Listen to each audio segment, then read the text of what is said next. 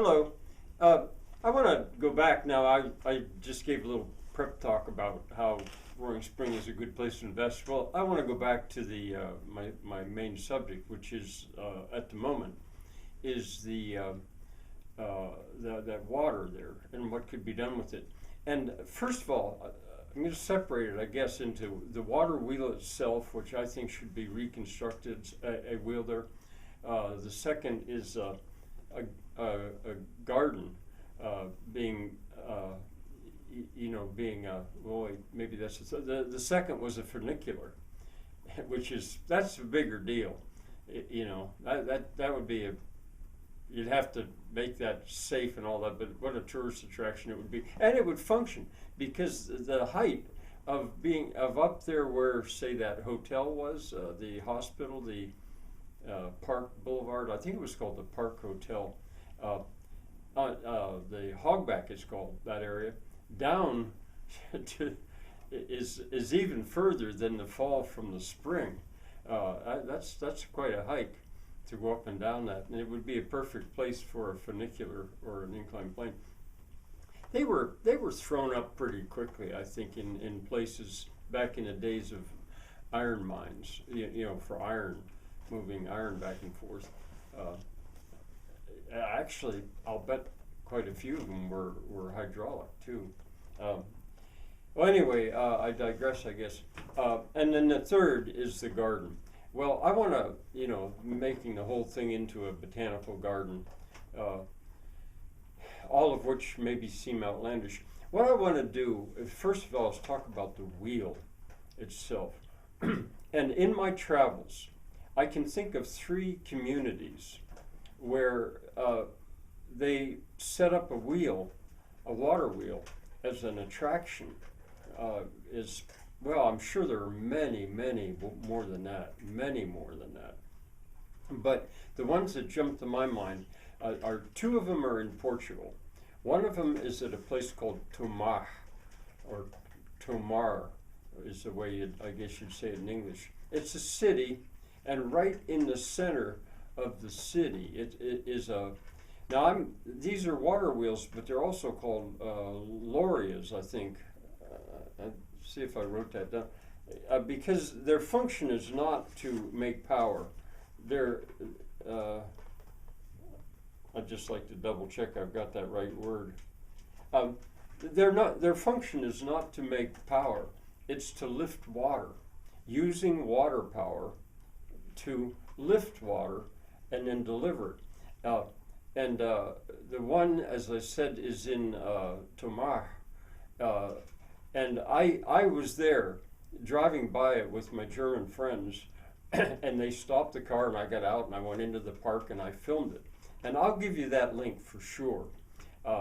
Then another one in Portugal on this same trip with my German friends, the Hawklings, was in Penacova. And that, I didn't film it. But I found an image online. I found where a guy did film it, or at least make a still of it. That took some looking. But it's right in the middle of a roundabout. They call them. They're all over Europe. I'm not sure what they're called in English. Well, that is English, or roundabout. But where the cars, instead of having an intersection, you drive around something. Well, right in the middle of it, they set up Loria, pretty big one. It went to quite a bit of expense to do it. It's fake in that there's an electric motor there pumping water to turn, or actually an electric motor to turn the wheel, and the wheel is lifting water into a trough and dropping it. And I found that, so I'll show you that one as well. And the other one, I guess I'm not going to try to show you. It's just such a small thing. But a neighborhood, really, just for the fun of it, set up a water wheel in Fieschi, Switzerland. Now, those are ones that I can think of that were just done not because they're functional, just for the beauty of them. So there's a precedent for it. Now the one, I should say that the one in Tomar was the Romans built it possibly. It's 900 years old. That's how long it's been there, if I recall correctly. The one in Penacova is quite modern, I'm sure. And you know, the one in Fieschi, Switzerland, was just kind of a lark. You know, a little bit of water going over. Pedestrians walking by can adjust the water to make it go better. Oh, but there are so many other spots that I should mention. And I guess I might as well go into it right now. and I actually have so much video. Those two from Portugal, I made a trip to Portugal, and for the first of several trips, Shirley Hawkling was my driver. She and I drove around Switzerland, Portugal, and I called it Falling Water in Portugal, Spirit, Work, and Joy.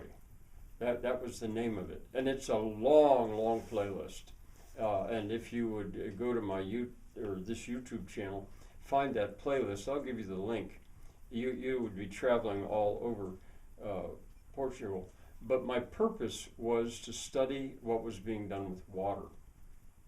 And from that, I drew, there's just so much, in Portugal and Galicia. Because once we got to the top of Portugal, to the northernmost part, we went then into Galicia. You might have heard of Santiago de Compostela, that church where St. James' remains are, a major pilgrimage site. Well, I mean, I could go on and on about this, but there's a site there called Picon and Folon, and I will certainly give you the link to that one. And you should certainly take a look at it.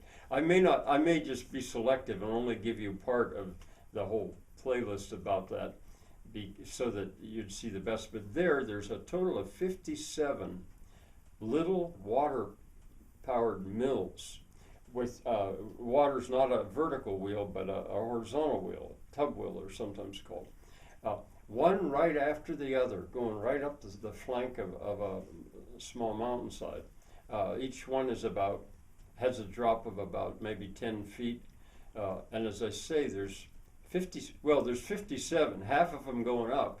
And at the top, the water was split, and it came down another flank, and half of them are down there. Unbelievable place. Another thing, in Germany, there's a playlist called Hagen. Well, there's two of them. There's the one I always can never remember the name of it, but I'll give you the link. They're open air museums. The biggest one in Germany is the first one that I can never remember the name of it without being reminded. No, actually that's not the one. We went to 4 that trip, and the one I will remember is Gifhorn, the open air museum, the International Water Wheel and Windmill, Water Mills and Windmill Museum, Gifhorn, Gifhorn, Gifhorn.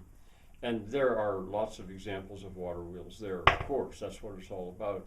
But another one called Hagen, that's more industrial. But there's a series of about, I would say, maybe 4, maybe 6 big water wheels that were industrial. I mean, they ran little factories, but they were wooden water wheels, and they're there. And I think most of them they turn. Now, they're not Pelton wheels. But in that museum, and that's a playlist, I'll give you that playlist as well, there's one place where they have a water going down through for children to play in. You could call it a water park, but it's all just water. It's these channels driving this and that, and certainly something like that could so easily be done there in Roaring Spring at that parking lot, right where the water wheel that I'd like to restore could be. There's just so many that I've seen in my. I guess for garden, I'll hold back on a couple more. but yeah, those are the ones I want to mention now. And I'll give you some links. You'll have to go to the bother to click on the link, and maybe even go to a certain time to see what I'm talking about. But anyway, that's a chance to go traveling in Portugal the way people should travel anymore, which is online. Bye for now.